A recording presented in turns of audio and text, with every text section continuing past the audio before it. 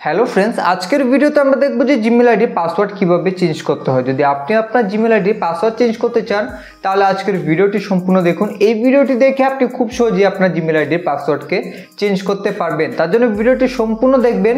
যদি ভিডিওটি আপনাদের ভালো লাগে একটি লাইক করে চ্যানেলটিকে সাবস্ক্রাইব করে দেবেন। তো চলুন বন্ধুরা, জিমেলের পাসওয়ার্ড কিভাবে চেঞ্জ করতে হয় দেখে নিন।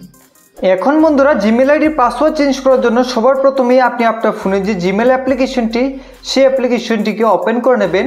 ওপেন করে নেওয়ার পর সবার উপরে আপনি ডান দিকে এখানে একটি লোগো দেখতে পাবেন, এই লোগোতে ক্লিক করবেন। এখন এখান থেকে আপনি ম্যানেজ ইওর গুগল অ্যাকাউন্ট তার উপরে ক্লিক করবেন।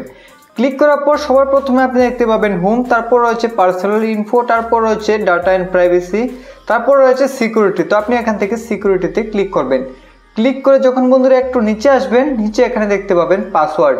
যেহেতু আপনি আপনার জিমেল আইডি পাসওয়ার্ড চেঞ্জ করতে চান তার জন্য এখান থেকে পাসওয়ার্ডের উপরে ক্লিক করে দেবেন।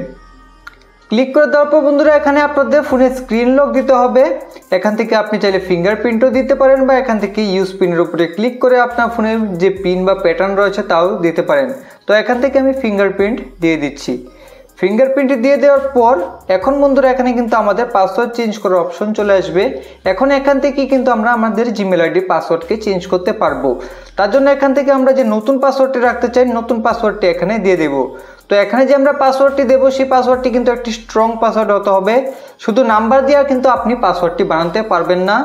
তো এই পাসওয়ার্ডটি বানানোর জন্য আপনাদের এখান থেকে লেটারও দিতে হবে, তারপর স্পেশাল ক্যারেক্টার দিতে হবে, তারপর এখান থেকে নাম্বার দিতে হবে। তাহলে কিন্তু সেই পাসওয়ার্ডটি একটি স্ট্রং পাসওয়ার্ড হবে। তো এখন আমি আপনাদের খুব সহজে বুঝিয়ে দিচ্ছি কিভাবে এই পাসওয়ার্ডটি বানাবেন।